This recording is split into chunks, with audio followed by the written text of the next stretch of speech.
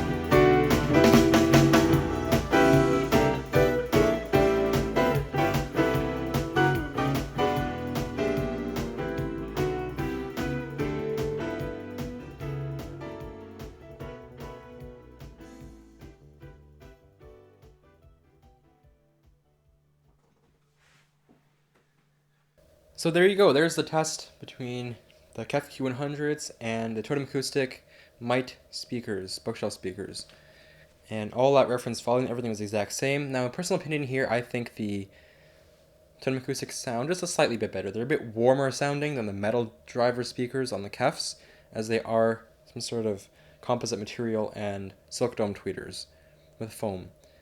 So you can also tell by the volume difference, without changing anything on the microphone or whatever, that these speakers are actually more efficient because they do play a bit louder, even though everything is the exact same.